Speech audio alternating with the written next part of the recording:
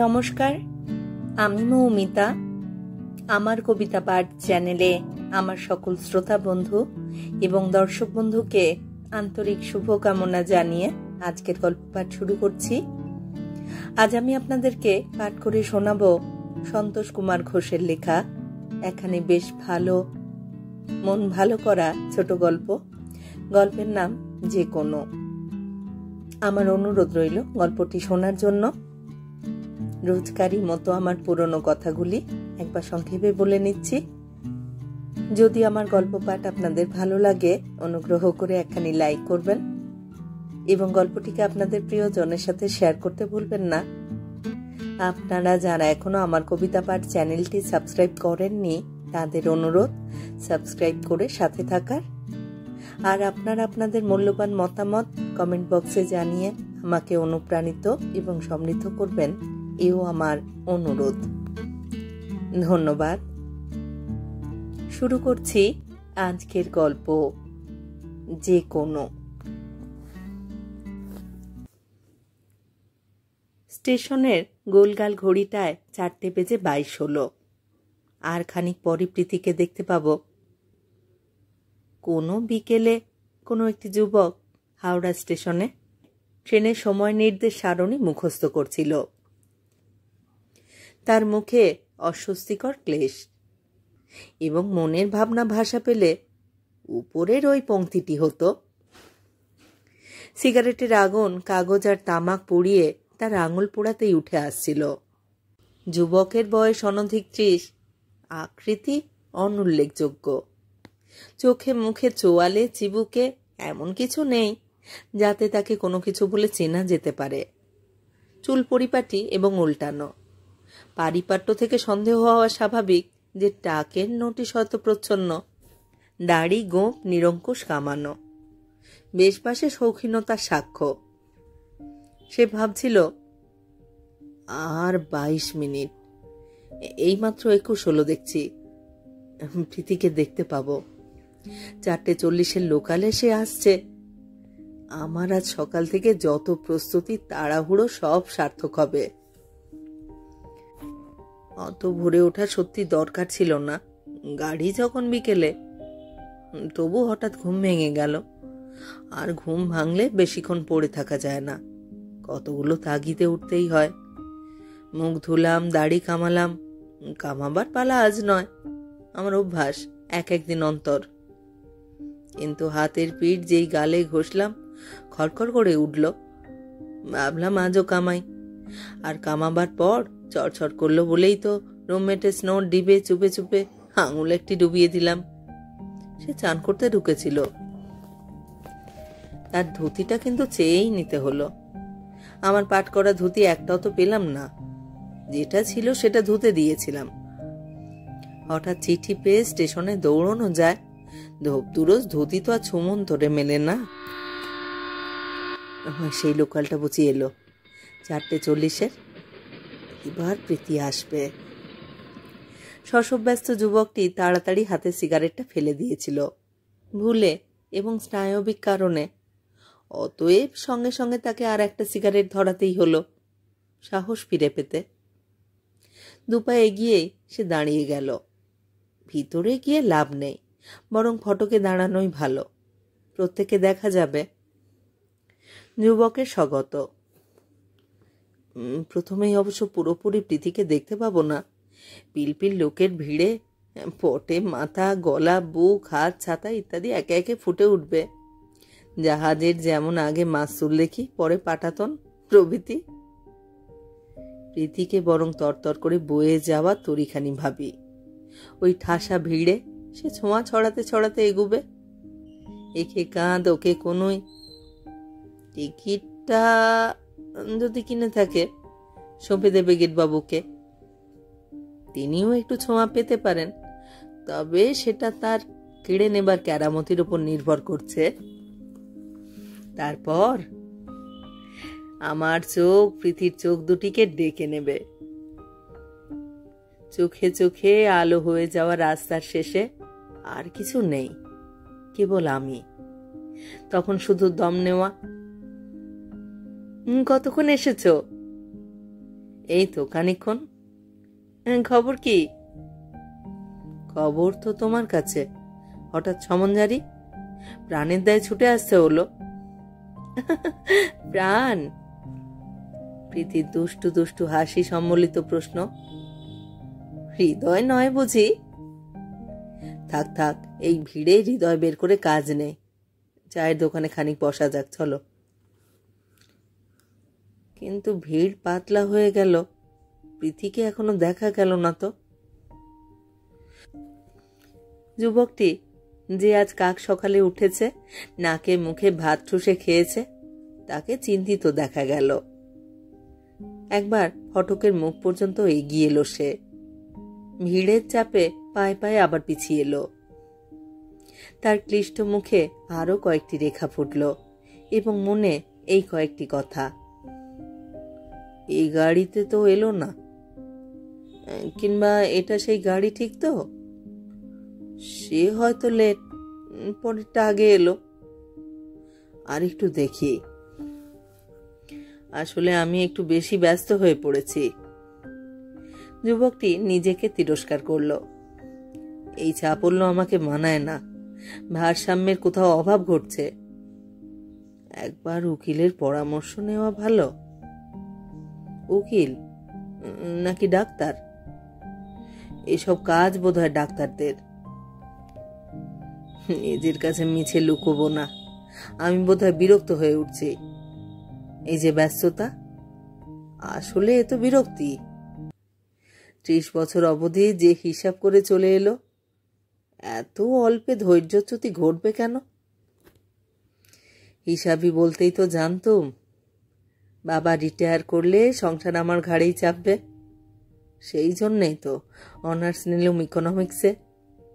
যদিও আমার ঝোঁক ছিল সাহিত্যে, আর এমকম পড়েছিলাম বলেই তো এত সহজে ব্যাংকের কাজটা জুটে গেল।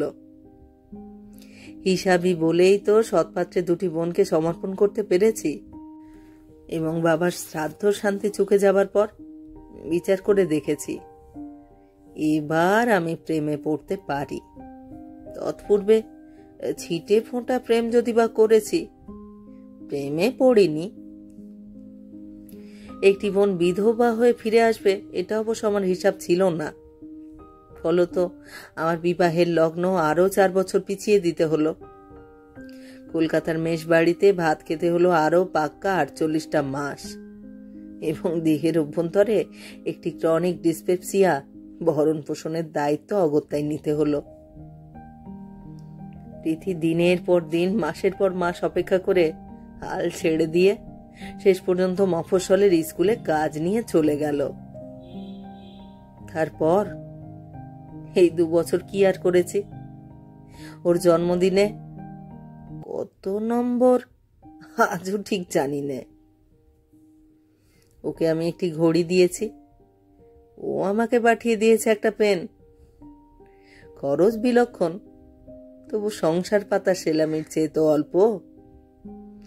আর মাঝে মাঝে চিঠি লেনদেন, তাতে শ্রম আরো কম। যুবকটি দেখছিল ভূমণ্ডলবৎ ঘড়ির কাঁটা ফসকে ফসকে সরছে। যে গাড়িটা এসে দাঁড়িয়েছিল সেটা আর নেই। দ্বিতীয়টা এবার কি আসবে? প্রীতি চিঠি দিল কেন? অনেক কথা আছে। কি কথা যা চিঠিতে লেখা গেল না? অথবা কথা নয়, ওটা ছুতো, আসলে দেখা করবার ছুতো। প্রীতি চোখের দেখা দেখতে চায়। ভরপেট ভোজনের ভরসা যখন নেই, তখন চাখা। কিন্তু এখন তো ছুটি ছাটা নেই, আসছে কি করে? উইদাউট পে না হয়ে যায়? হবে না নিশ্চয়। সেই বন্দোবস্ত করে কি আর আসছে না? আমার মোটে 1 ইয়ার নিচে পড়তো। প্রীতির বয়সও 28-29 হলো। সেও তো আমার মতোই হিসাবই। তবু আসছে না কেন? এই কৌতূহলটা কিছুতেই তাড়াতে না পেরে যুবকটি স্টেশনের বাঁধানো সানে অস্থিরভাবে জুতোর গোড়ালি ঘষল। যাক, মাথা ঘামিয়ে কাজ নেই। আসছে যে, তাতে অন্তত এইটুকু প্রমাণ হলো প্রীতি আরও সূর্যমুখী। ওই মফস্বলে যোগ্য প্রণয়ী জোটাতে পারেনি। নষ্টে মৃতে প্রবর্জিতে আর কি কি হলে যেন শাস্ত্রে অন্য পতির পাঁতি দিয়েছে। আমি অবশ্য নষ্ট মৃত ইত্যাদির কোনোটাই নই, এমনকি পতিও নই। কি বলবে প্রীতি? কি সারপ্রাইজ আছে তার ঝুলিতে? জানি নে। সারপ্রাইজ কিন্তু আছে আমার কাছে। প্রথম সারপ্রাইজ, একটি খবর। আমার ইনক্রিমেন্ট হয়েছে। এবার কলকাতায় হয়তো বাসা করতে পারি। বাসা, সুতরাং বিয়েও। হ্যাঁ, আমার এই সিদ্ধান্তের কথা প্রীতিকে হঠাৎ বলে একেবারে অবাক করে দেব। প্রীতির এত দেরি হবে জানলে অবশ্য এত তাড়াহুড়ো করবার দরকার ছিল না। এমনকি পুরো অফিসটাও করা যেত। তা তো নয়, আমি অফিস পালালুম। ঘড়িতে দেখি ট্রেনের অনেক দেরি। দুটো সিনেমার টিকিট কাটতে এসপ্ল্যানেডে ছুটলুম। কেন? ছেলে মানুষতে ভর না করলে এ কাণ্ড কেউ করে না। টিকিট দুটো পকেটে আছে। প্রীতিকে একেবারে অবাক করে দেব। যুবক ভাবছিল, যদিও গোড়াতেই নয়, আগেই কেলনারে চা খেতে যাব। চা খেতে খেতে শুনবো আগে ওর কি প্ল্যান আছে। একটি সুন্দর সন্ধ্যা দুজনে এক হয়ে ফুরিয়ে দিয়ে ভোরে তোলার মতন কি মতলব ঠিক করে এসেছে ও যখন কিছু বলবে না, আমার দিকে চেয়ে বলবে, যা হয় তুমি একটা কিছু ঠিক করো। তখন আমি এই টিকিট দুটো বের করব। এই টিকিট দুটো কিনতে কি মেহনত করতে হয়েছে জানো? দুপুরে গলদঘর্ম হয়ে ছোটা, কাউন্টারে কিউ। বেরিয়ে স্টপে এসে দেখি বাসটা তখনই ছেড়ে দিয়েছে। পিছনে পিছনে ছুটলুম। পা দানিতেও গাদাগাদি। অতএব হাল ছেড়ে থামতেই হলো। নেমে পড়লে? উঠতে পারলুম কখন যে নামবো। রুমালে কপালের ঘাম মুছতে মুছতে নিজেকে সান্ত্বনার সাহস দিলুম। যাক যাক, চলে বাস। ওই একটাই তো নয়, একটা গেছে আর একটা আসবে। সব বাসেই যাওয়া যায়, এক রুটের হলেই হলো। সব বাসে করেই পৌঁছানো যায়। এই সংলাপ যুবক মনে মনে তৈরি করেছিল। আসলে সমস্ত বিকেলটাই সে চোখের সামনে দেখতে পাচ্ছিল। চা খেতে খেতে একটু মজাও করা যেতে পারে। এবারে আসল কথা বলো, হঠাৎ এসেছো কেন? কেন ডেকেছ? বাবা কাকা মিলে প্রতিপত্তিশালী কোনো জমিদারের সঙ্গে তোমার সম্বন্ধ ঠিক করেছেন? সেই খবরটা মুখে বলতে আশা করি এত দূর ছুটে আসনি। তোমার সপ্তাহতেই ঠাট্টা, আর সিরিয়াস হতে শেখনি। শোনো, তোমাকে আমার অনেক কথা বলবার আছে। বলবার কথা আরো আছে। যুবকটি ভাবছিল, বিয়ের নোটিশের দুটো ফর্ম যে সে পকেটে করে এনেছে, এই কথা বলে প্রীতিকে সে চূড়ান্ত রকমের অবাক করে দেবে নাকি? 5:12 হলো। প্রীতি বোধহয় আর এলোই না। সামনের প্ল্যাটফর্ম খালি হয়ে গেছে। যুবকটি হঠাৎ লক্ষ্য করে যেন ভয় পেল। এক্ষুনি এই অবেলায় বুঝি আসবার ট্রেন আর একটাও নেই। অনাগত ট্রেনের জন্য বিষাদ আর বিষাদ। কোনো অব্যক্ত যন্ত্রণা সে বোধ করল। আর কোনো মানে হয় না। কোঁচার প্রান্ত অপেক্ষায় লুটিয়ে ধূসর হয়ে উঠেছে। চুলও সম্ভবত এতক্ষণে এলোমেলো। নিশ্চয় সকলে তাকে দেখছে। সেই সকলের কৌতুক আর কৌতূহলের পাত্র হয়ে উঠেছে। এই অসম্ভব ধারণাটা মন জুড়ে বসতেই যুবকটি শঙ্কিত হয়ে পড়ল। আর কোনো মানে হয় না। প্রীতি এলো না। আর কোনো মানে হয় না। প্রীতি এলো না। আমি যাই। কোথায়? সে প্রশ্ন কম কঠিন নয়।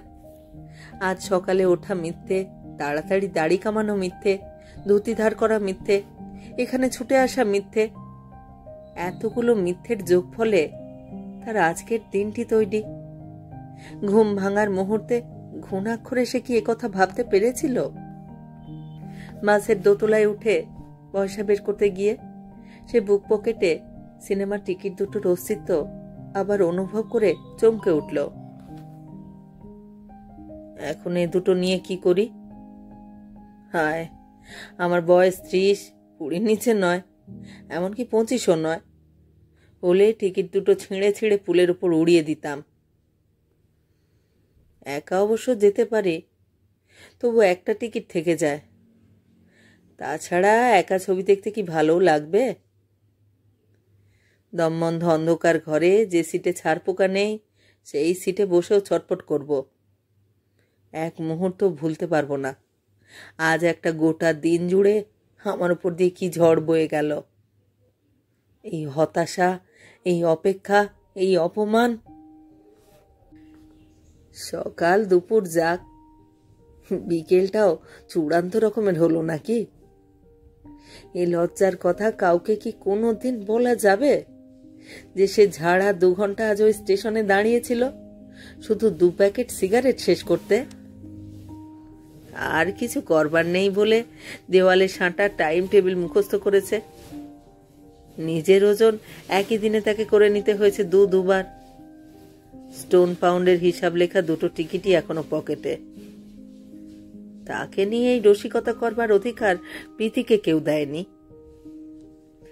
যুবকটি ক্রমশ অস্থির হয়ে উঠেছিল।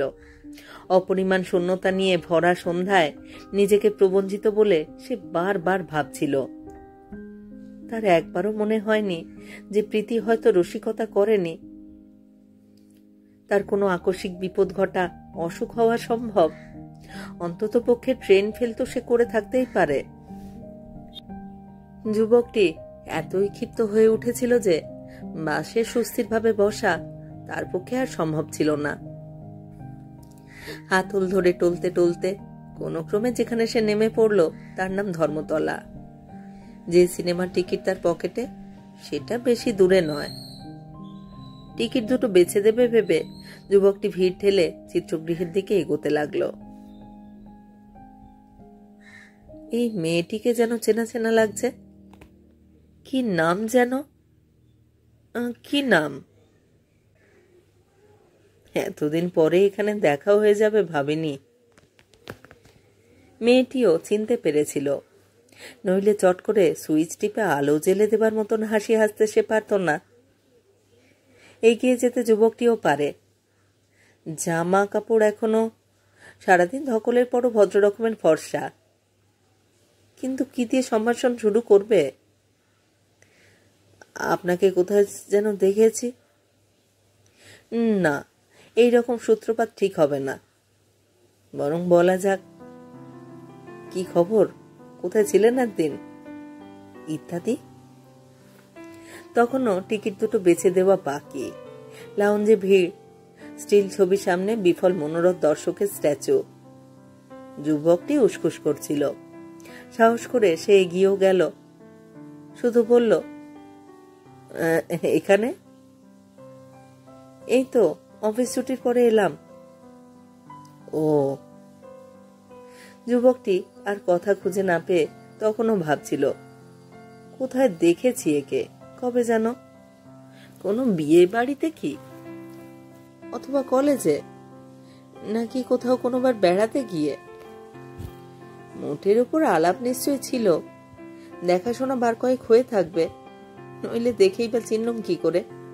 আর ওই পা হাসবে কেন?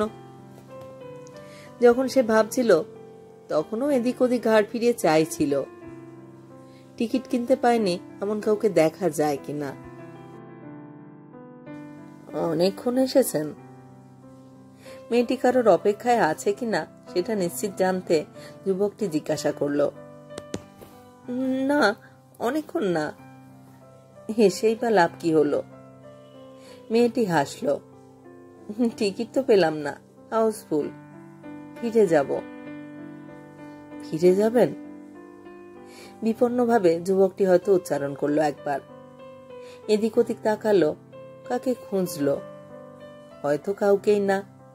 তারপর পলকে মাথায় বিদ্যুৎ গতিতে কি আইডিয়া এলো। ফস করে বলে বসলো, আসুন না। সে কি, কোথায়? বিমূঢ় বিস্মিত মেয়েটিকে আর কথা বাড়াবার সুযোগ না দিয়ে যুবকটি বলল, আমার কাছে একটা স্পেয়ার টিকিট আছে, যদি আপত্তি না থাকে। আপত্তি? মেয়েটি কমলা রঙের টিকিটটা হাতে পেয়ে নিচু হয়ে ঝুঁকে ব্যাগের ভিতর থেকে টাকা বার করছিল। এই নিন। মাফ করবেন, ওটা পারবো না। মহানুভবতা তাকে অবশ্যই গ্রাস করেনি। যুবকটি শুধু সংকোচ বোধ করছিল। আসুন, এবার আসুন তো, এখনই শুরু হয়ে যাবে। অন্ধকার ঘর, আমি এখন ছবি দেখছি, আমরা, অথচ আমি ওর নামও জানি না। একটি রোমাঞ্চ ছড়িয়ে পড়েছিল যুবকের দেহে। ছবি সে দেখছিল না, বুঝছিল না। তার মন হাতের মুঠোয় পুরে সে কাঠ হয়ে বসেছিল। প্রীতির জন্য সচেতন হয়ে সে ভাবছিল, টিকিট কেটেছিলাম, প্রীতি নয়, প্রীতি নেই, তবু মন্দ লাগছে না তো। সান্নিধ্যে সৌরভ, এই ছায়া ছায়া আবেশ ছড়িয়ে পড়েছে, আমাকে একটু একটু করে মুড়ে দিচ্ছে।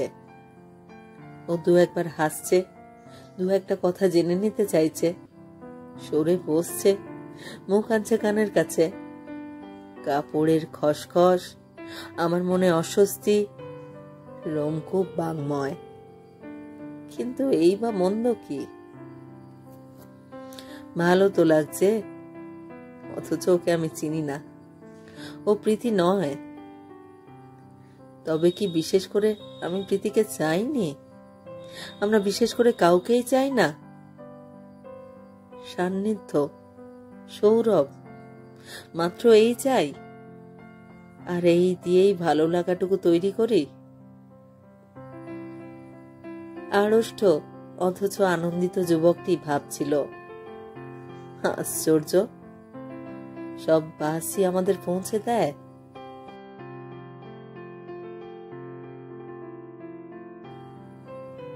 কেমন লাগলো আপনাদের আজকের গল্প? সন্তোষ কুমার ঘোষের লেখা গল্প যে কোনো। যদি আমার গল্প নির্বাচন এবং পাঠ আপনাদের ভালো লাগে, অবশ্যই কমেন্ট বক্সে আমার সাথে মতামত বিনিময় করুন। যারা এই চ্যানেলে আমার পুরো গল্প পাঠ শুনছেন, তাদেরকে জানাই আমার আন্তরিক ধন্যবাদ। আপনাদের মতামত পেতে কিন্তু আমার খুব ভালো লাগে। আপনাদের সাথে পরিচিত হতে পারছি, আমার শ্রোতা বন্ধুদের সাথে আমার যোগাযোগ ঘটছে, এও কম কথা নয়। আপনাদের মতামতের প্রতীক্ষায় রইলাম। ধন্যবাদ। সবাই ভালো থাকুন আর থাকুন পরের গল্পের অপেক্ষায়।